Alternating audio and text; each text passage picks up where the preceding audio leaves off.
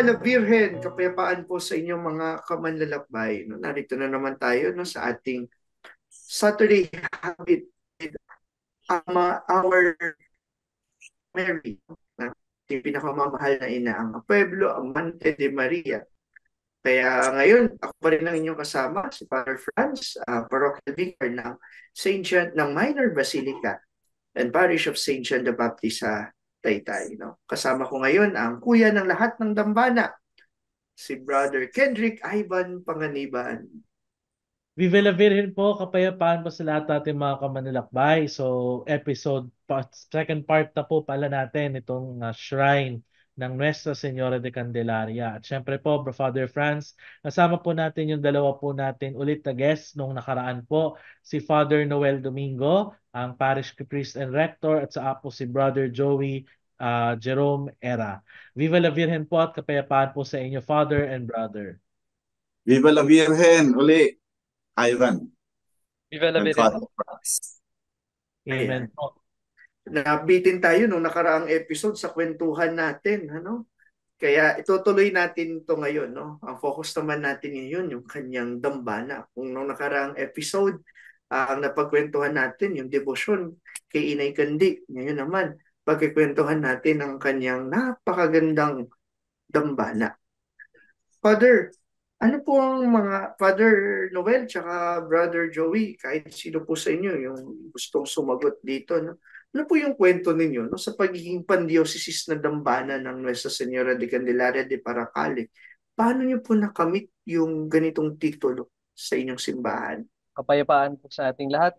So, sa aking po pagkakaalam, nagsimula po ito noong hindi pa diocese ng Dait ang diocese ng Dait. Nung sako pa po ito ng Cáceres. Noong pong panahon ni Muy Reverendissimo Teopisto Alberto, ang Arsobispo ng Cáceres, itinalaga na rin po niya ang simbahan ng Paracale bilang Archdiocesan Pilgrim Site noong 1974. And then, nung pong 2007, sa pag-uutos po ng mahal na obispo, Bishop Benjamin Almoneda, uh, idiniklara po niya na maging diocesan and Marian and historical shrine ang parokya din sa Señora de Candelaria. And noong pong 2011, nagdiwang po ang diocese ng 400 years ng pagkakatatag ng unang mga simbahan at isa po ang Paracale doon.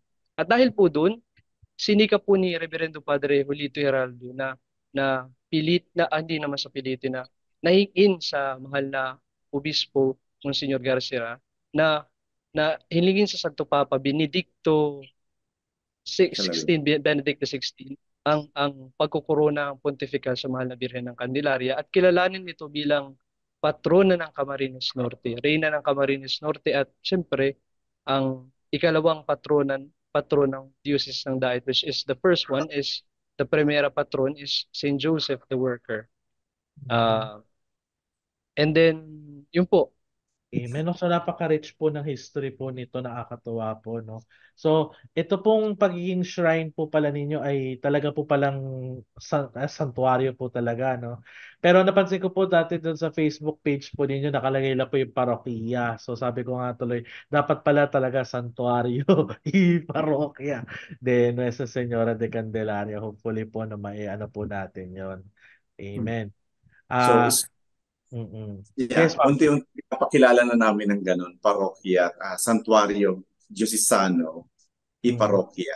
Ayun, Santuario Diocesanong Iparokya. Ganda pakinggan, no? Very Hispanic ang dating, no?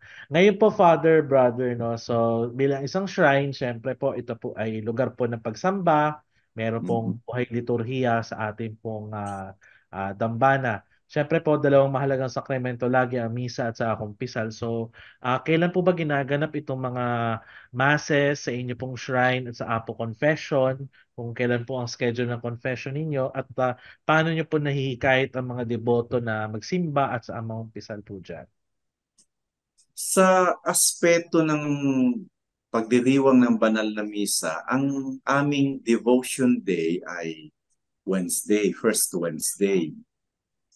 So, doon namin yung ginaganap sa pag Wednesday. Secondly, pagdating doon sa confession is being done every day. Being done every day. As per, as per need of the penitent. Pumupunta naman sila before the Mass ng umaga, afternoon, meron din. So, yun yung ginagawa namin pamamaraan. Tapos, we're planning to have a special day for confession talaga. Kasi ang nangyayari is everyday punta nagpapakumpisal. So, siguro, ang isa sa namin ay lagyan ng isang araw talaga sa loob ng isang linggo na kung saan ay pwedeng doon magpuntahan pa yung mga penitent na gusto pang magkumpisal. So, yun yung ginagawa namin sa ngayon. And then, hopefully, dumating kami doon sa point na even itong mga kabikaryo kong mga pare ay magpunta rito para makatulong sa pagpapakumpisal.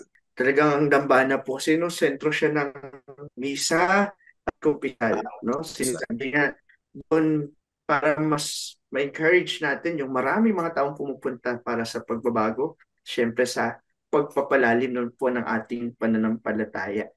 Ngayon po, Father, no? At Brother Joey, kung may sasagutin po kayo, no? Ayon sa mga aspeto ng isang dambana, hindi lamang kinikala sa pagpapalagay or apostolate sa naiugnay po sa inyong pagdedebosyon din sa ating mahal na ina, si Inay Candy. So far, ang isang aming social apostolate na ginagawa ngayon ay naghahanap kami ng 50 families per barangay. At yun yung binibigyan namin monthly. Binibigyan namin ng food packs na at least kahit pa paano makatulong sa kanila. And then, in-upgrade lang namin ito ng konti ngayon.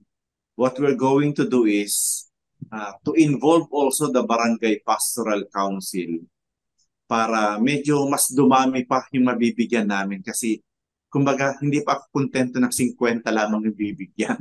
Ang gusto ko tumaas pa siya. Gusto ko kung po pwede nga maging 100 muna siguro o tapos at least dumami kasi yun yung isang pangangailangan ng mga tao para kumbaga maging daluyan na rin yun ng aming debosyon sa mahal na ina na mabigyan sila ng tulong kahit konti. So yun yung isa sa mga konkretong ginagawa namin na pumunta sa mga barangay, mag-identify ng mga family needy families at yung binibigyan namin ng mga anak. Pero ang procedure namin is after identifying them, we invite them to come. Hindi basta bigyan lang. Kumbaga kasi pag binigyan mo lang parang dole out ang nangyayari. So what we're doing is we invite them to come to celebrate with us the Eucharist. And then after that, catechesis. After ng catechesis, saka lang kami magbibigay ng mga binibigyan namin sa kanilang pagtulong. So yun yung ginagawa namin. And then, nabanggit ko na sa inyo ng last episode natin na we started also teaching them how to pray the rosary. Kaya nagbahay-bahay talaga. So at the same time, pagpapalaganap na rin yung devotion sa mahal na ina. Amen. So, hindi lang spiritual ang tinarget namin, kung hindi, pati yung kanilang temporal needs, binibigyan din namin ng pansin. Opo. Maganda nga po yun kasi karamihan po ng mga charity program po minsan ang tendency po nagmumukha po siyang dole out. No? Pero ito po ang kagandahan po dito. Talagang nagpo-provide po tayo ng holistic ba? Holistic na paghubog sa mga tao po. Hindi lang po tayo nagbibigay kundi nag-o-offer din po tayo ng pagtuturo, pagpapalalim ng pananampalataya, no? So, Siyempre po, ganda po ng ating kwentuhan pero kailangan po natin putulin ito dahil po meron po tayong lay sharer para po siya naman po magbahagi ng kanyang kwento para po sa ating pong debosyon sa Nuestra Señora de Candelaria de Paracale. Tinatawagan ko po si Ma'am Rita at ang ating pong lay sharer. Pasok po. Viva la Virgen, kapayapaan po sa inyong lahat, mga kamanlalakbay. Kapayapaan po sa inyo, Father Franz, Father Noel, Brother Ivan, Brother Joey. Nakaka-inspire po, no, ang ating kwentuhan kasi nakikita po natin na napakasipag po talaga, no, nung shrine ministry nila Father Noel.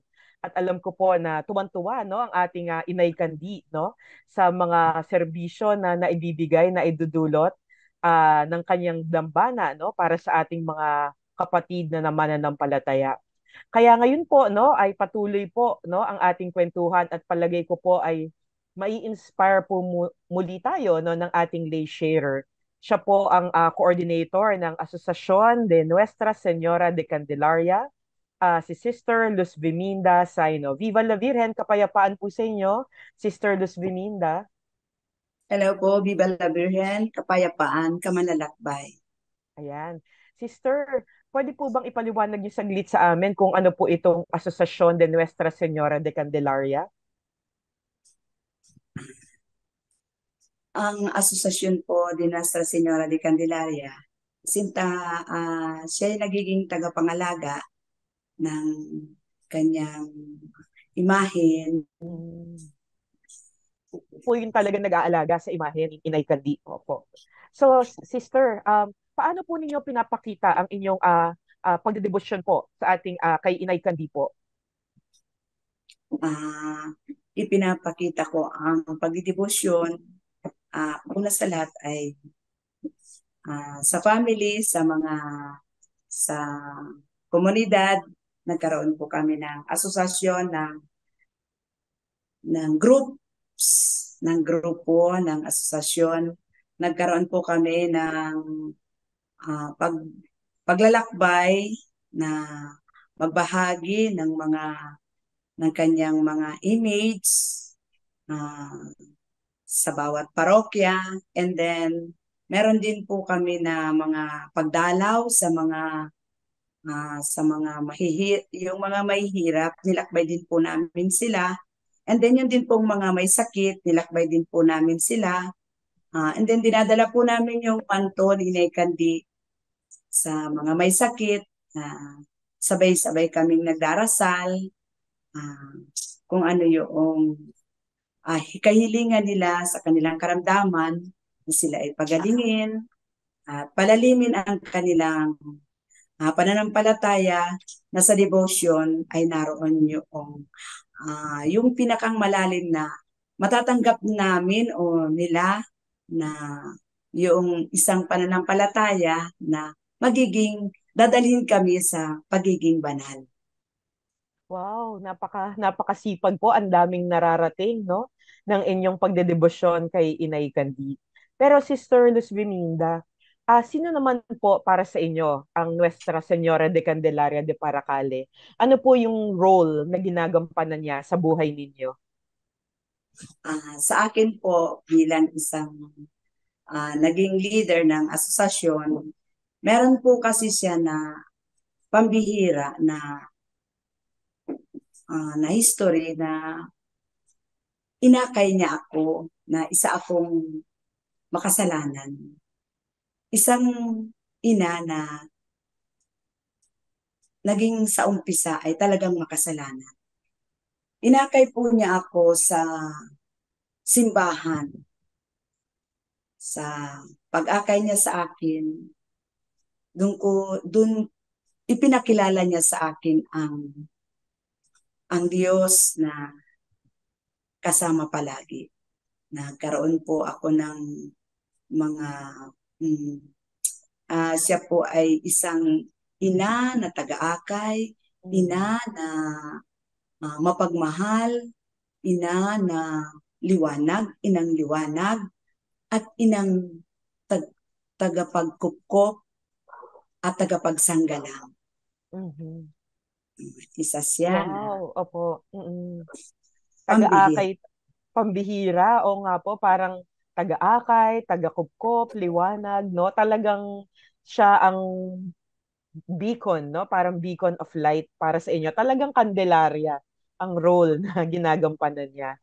Sister, meron po ba kayong karanasan, no, na natatanging karanasan na sa tingin niyo po ay nakaugnay, no, sa inyong pagdedebosyon po sa dambana ni Inay Kandi? Ah, nagkaroon ako ng isang karanasan sa dambana ni Inay Kandi na dinala namin yung isang isang pananampalataya nga sa isang may karamdaman. Gumaling siya ng kasi dinala na siya sa ibang hospital, maraming hospital na siyang dinala, kung saan-saan na siyang hospital dinala. And then po, iniuwi na siya sa kanilang tahanan. Naghihintay na lamang siya ng, kumbaga po sa kwan, malapit ng bawian ng buhay. Meron pong humiling sa akin na nagsabi na, pwede bang dalawin mo yung aking asawa? Kasi nag-ano siya, yung po bang nag-aalimpasa, yung po bang hindi niya malaman kung anong matutulog ba o ano po siya. And then po, yun po, pagsimba ko po ng Miyerkules, dinala po namin yung grupo ko po ng asosasyon, dinala po namin din yung kanyang manto, ano po namin siya, isinaklog, ipinatong. Tapos nagdasal po kami. And then po, kasabay po siya sa pagdarasal.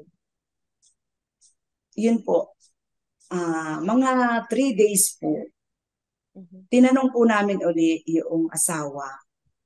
Nagulat po kami. Wednesday po dinalaw namin. Sunday po, nagulat po kami, nakasimba po siya. Hindi po namin, nagulat po ako at ako po nasa likod na, nakita ko po siya, nasa likod ko na. Hindi nag-sign of the cross po kaagad ako, nagpasalamat ako kay Inay Kandi, patungo sa mahal na Diyos na panalangin. Kaya, yun po, and then po, nabalitaan uli namin po siya, namatay po siya ng kampante, 2 years po ang lumipas. Oh, okay. Ibig sabihin po, yung tao, ay talagang mahal na mahal ni Inay Kandi na siya ay mapanibago muna bago dumating yung takdang kanyang oras at panahon ng kanyang kamatayan. Kaya po, sabing, mapagmahal. Mapagmahal na ina talaga si Inay Kandi, no? Kasi last episode po, no, parang ganyan din yung regalo, no, yung biyaya dun sa ating lay sharer, no, kay Sister Charmy, kasi parang mapayapa, no, na paglisan sa mundo, talagang ginabayan, inalalayan ni Inay Kandi. Yan. So maraming salamat po, Sister Luz Biminda, no, nakaka-inspire po yung kwento na personal ninyong nasaksihan. At alam ko po na ang ating mga kamanlalakbay, no, ay napupukaw din yung kanilang damdamin, no, at na-i-inspire din po sila, no, sa pinakitang pagmamahal ng ating Inay Kandi, no, sa mga taong nagdedebosyon sa kanya. So maraming salamat po, Sister Luz Biminda. Viva la Virgen po. Maraming salamat po, Ma'am Rita at Sister, sa ating pong sharer po natin sa napakagandang kwento po tungkol po sa Inay Kandi sa Nuestra Señora de Candelaria ng Paracale. So, balik po tayo sa kwentuhan po with Father Noel and Brother Joey po, no.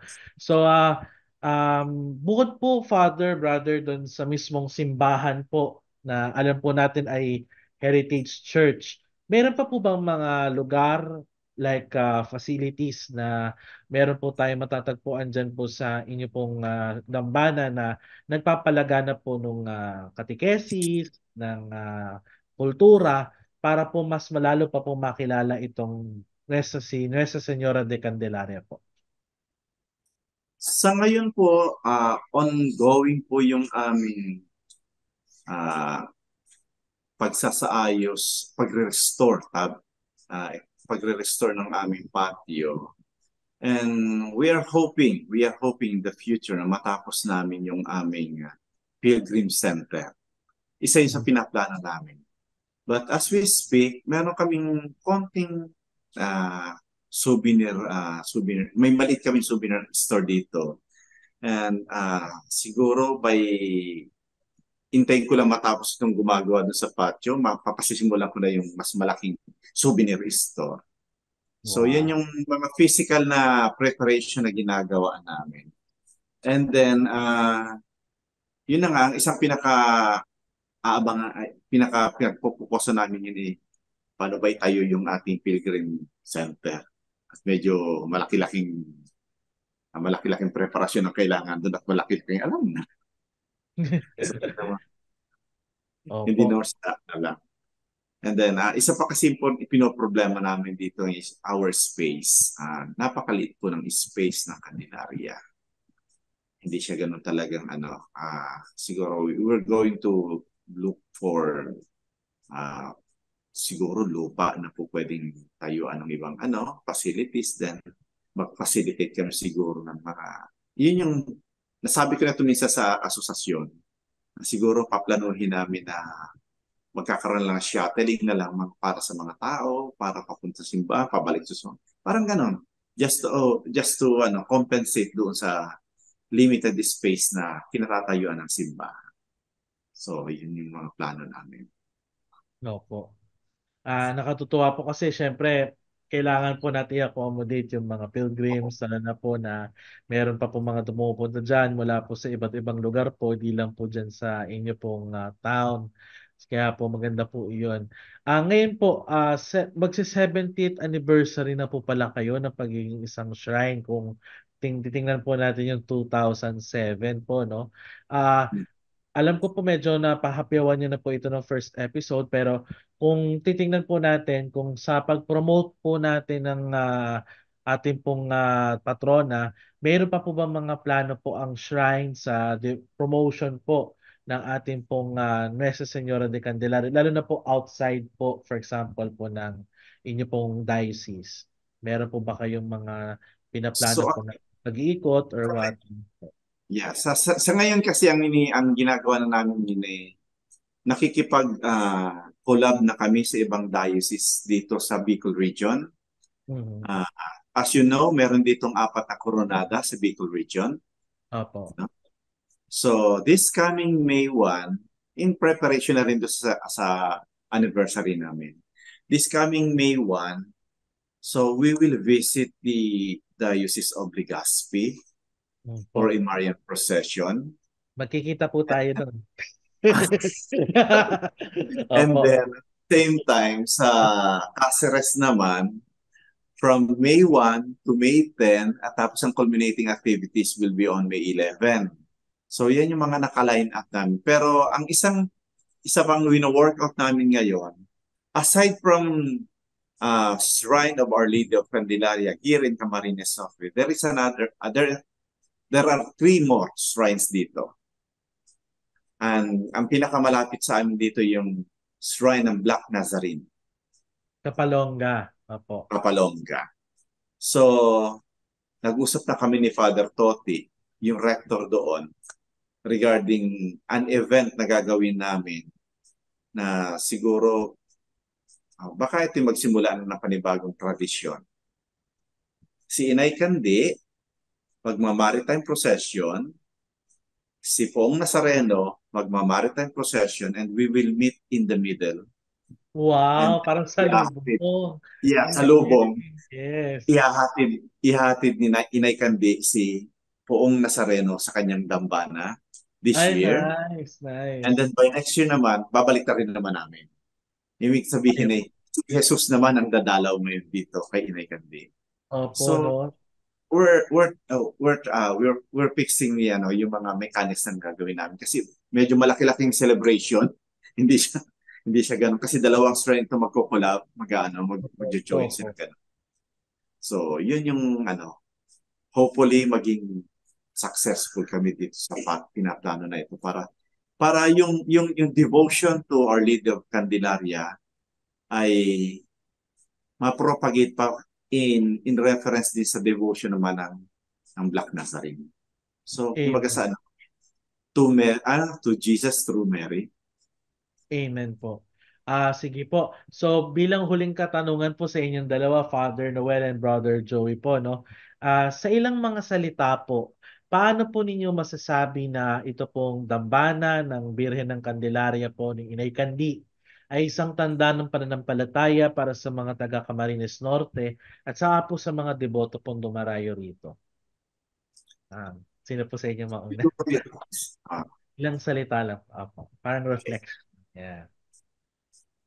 yung haba ng yung tagal ng simbahang ito for more than 400 years, 412 to be exact, is a testament already of their devotion to Inay Kandi. Kasi hindi naman ito mag-flourish ng ganon.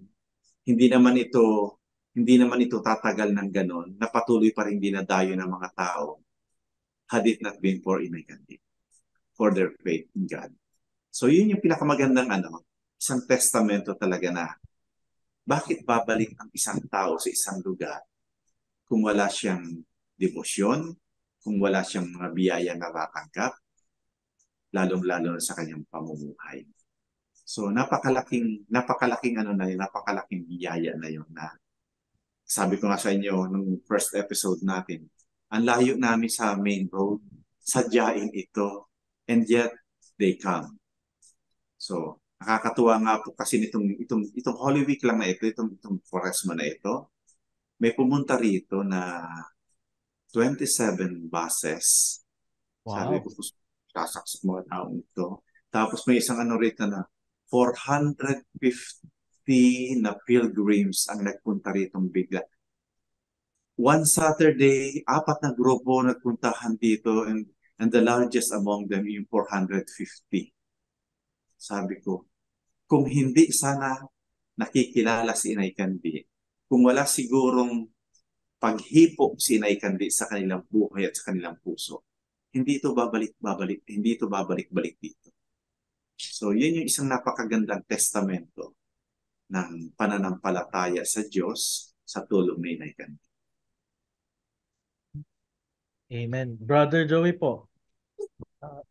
Excuse me, siguro po, sabi po nung katulad na sinabi ni Father na ang dami nga po siguro nasasagot ng mga panalangin dito sa Dambana. Tulad nga po natutunan ko dun sa talk po ninyo nung nag-attend po kami na talagang ang mga shrines ay lugar kung saan hinalikan ng Diyos. Binigyan Amen. ng pribilehiyo ng Diyos para magkaroon ng mga bukal ng biyaya, parang ganoon, para mas madama nila ang presensya ng Diyos sa pamamagitan din po ng aming mahal na patrona, ang patrona ng Camarines Norte, Nuestra Señora de Candelaria. Hey, sige po. Maraming salamat po, Father Noel and Brother Joey. At syempre po, salamat po mga kamanlalakbay sa ating pong patuloy na pagtatangkilik po dito sa ating podcast sa Pueblo Amante de Maria. Sa ngalan po syempre po ni Father Nante, sa ni Father Franz, Ma'am Rita, at sa lahat po ng gumaganap dito. Maraming salamat po sa lahat po ng ating pong mga kamanlalakbay. At syempre po, bago po natin tapusin itong episode na to, Father Noel, Brother Joey, meron po, pwede po nating i-promote yung inyo pong shrine po. Meron po, ano nga po yung pangalan ng ating pong social media? So kung meron po kayong pwede para po maano po ng ating mga viewers. Oh. Kung po, pwede silang kumontak sa amin o mag-like dito sa social media account namin sa Parokya de Nuestra Señora de Candelaria and then Paracale. So yun po yung aming sa page, Facebook Amen. page. So yun Okay. po, no? So hanapin po natin yung Facebook page nila, like po natin, sundan po natin ang kanilang mga posts at sana po ay lalo pa po lumalim itong ating devotion sa Our Lady of Candelaria ng Paracale. At syempre po para po matapos ang ating episode na ito, niimbitahan po natin si Father Noel na pamunuan po tayo sa panalangin sa Apos sa Blessing. Okay po. So let us put ourselves in the presence of God. In the name of the Father, and of the Son, and of the Holy Spirit. Amen. Amen. Ever glorious and blessed Virgin Mary, Queen of the universe and Mother of mercy, chosen by the Father to be the mother of his Son, Jesus Christ, cast myself into your arms, confident of finding your most loving heart, peace and fulfillment. O treasure of divine grace and refuge of sinners, be my guide and inspiration in this valley of tears. O fragrant lily of holiness, captivate my heart and have pity on my urgent and earnest request.